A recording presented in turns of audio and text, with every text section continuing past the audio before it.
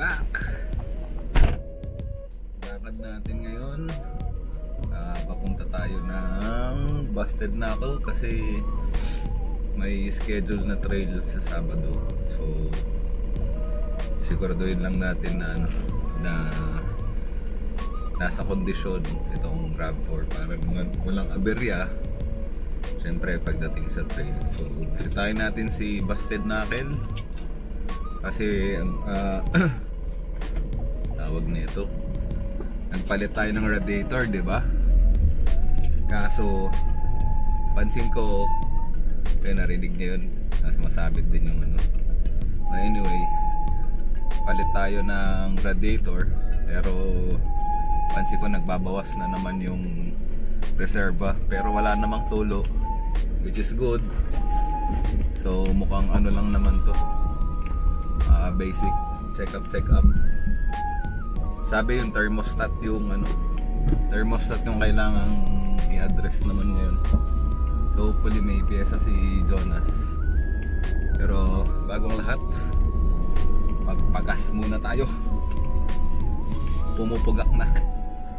Okay. Papagawa ko na rin pala yung bintana kasi mahirap na walang bintana sa trail. Itong kaliwa, ay ang ingay oh, grabe.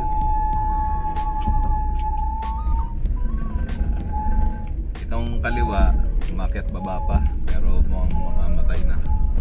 Pero yung kabila as in wala na.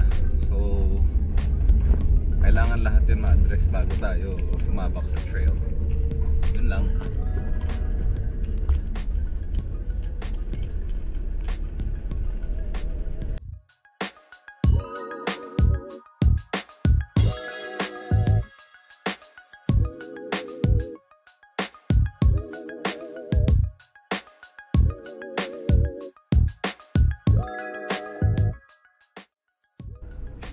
Ngayon na lang natin ulit nalabas tong auto, tong RAV4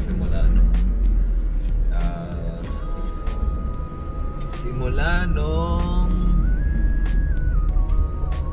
ginamit natin siya sa bagyong Krising. So napagkamali ko pa nga yun, nakala ko ang nilagay ko sa title yung last year si Krising, yung ngayon, yung last year si Karina. So anyway, after mga ilang weeks, 2 weeks, 3 weeks, ngayon ko lang ulit ito ginamit kasi yun na nga, parang sumasabit yung preno na naman sa likod, bukod sa medyo oblong na daw yung rotor nung mga time na pinagawa natin. Pero ayun, hopefully minimal lang yung mga kailangan ayusin kasi nga maghahanda tayo para sa trail sa Sabado. Basic lang syempre, hindi naman tayo hardcore na trail, RAV4 lang naman to. So I mean, capable siya mag off-road pero syempre basic lang, huwag naman nating sagarin kasi nung first time, I'm not sure kung napanood nyo yung video, yung first upload natin dito, sabi ni Busted Knuckle, basic daw. So basic pala sa kanila. Pero yun na nga, kinaya naman ng RAV4 pero syempre kahit pa paano na challenge kasi syempre hindi naman tayo full 4x4 na rin. But then again, sabi ko capable, kaya masarap siyang gamitin. Kaya hopefully yun na nga, sana unti-unti mabuild natin ng full restored na siya para mas masarap siyang gamitin. Sa ngayon kasi hindi ako mapalagay dito sa thermostat pa din na na naglalaro pa rin, maganyan pa rin siya.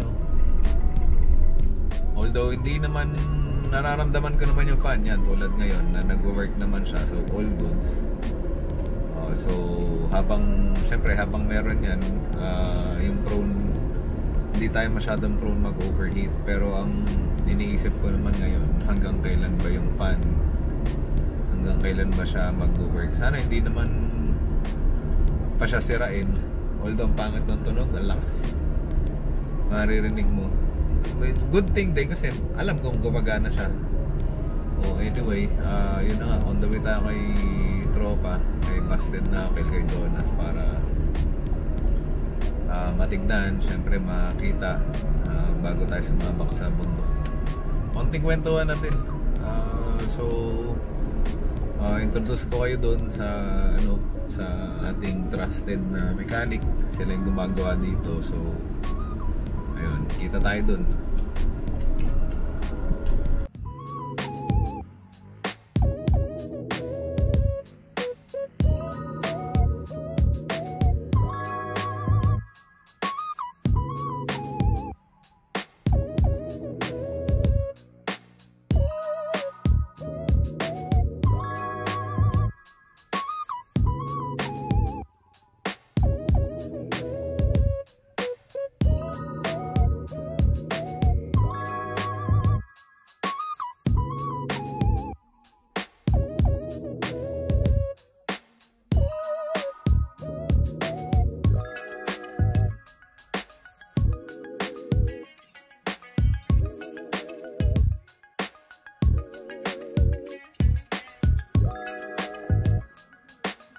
Siyempre hindi ka pwedeng The boss, Jonas, Mr. Busted Knuckle. hindi ka pwedeng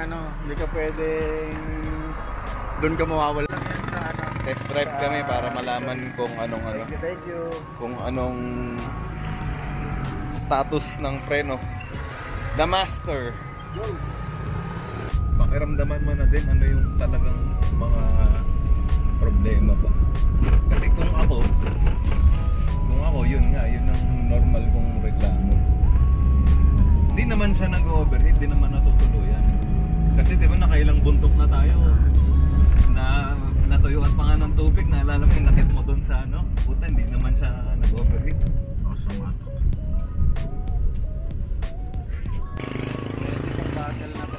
Yun talaga gusto ko pre, kasi mahirap na eh. Mamaya pabigat pa ako sa inyo, putsa. Di ba? Oo. Ayan, pag naka-aircon, kasama. Oo. Pero pag hindi naka-aircon, yun na nga yung sinasabi ko. Bakit ganun? Ba't hindi siya... Pero mahina. Time na ba yun? Diba, sabi mo rin na baka hindi na tayo sure kung hanggang kailan siya functional yung... Patayin muna natin. Dapat yan, mapapa-automatic siya. Matagal pre. Tapos, Pero nag-automatic. hindi, may tutunog. Yung alam mo yung parang may signal na gaganon pero hindi siya mag-engage. May gumaganon pero hindi siya mag-engage. Naririnig ko yun eh. Gaganyan siya tapos hindi mag-engage. Kasi mahirap na mag-overheat, puta. Mas masakit sa ulo. Pero kinunungan dahil naka-electric fan. Oo. Hindi siya nakakabit sa water pump. Mas gusto ko naka-rekta. Parang ito dati, di ba naka-rekta dati? Ang problema lang noon kasi, pagod yung fan. Yun kasi nga eh. yung radiator, ngayon kasi, ito kasi double speed. May low, may high. Oh, itong fan. Masisense pa rin niya yun kung ano temperature mo. Ang lagi siyang naka-on. Yun nga, oo. Okay Pero lang yun. sa akin, mas gusto ko yun. Okay lang yun. Yung Corolla ko nakaganon, di ba? Naka-high perf yun. Kung okay.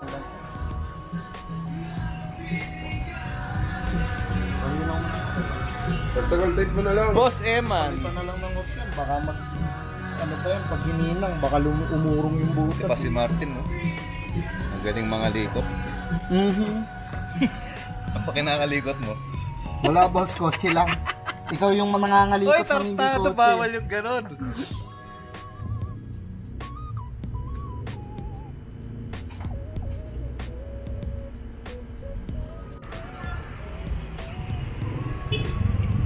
Sana hindi motor, kuya. Sana hindi pa motor ang problema.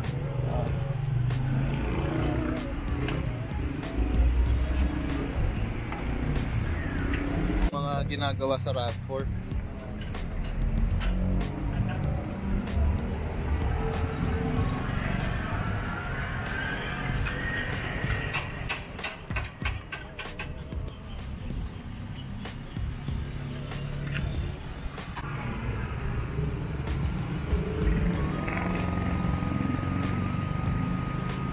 Ay mo kay Mix, ano, ready na siya magbukas ng bulsa. Sinabi ko. Wala ba sa release? Wala sa release.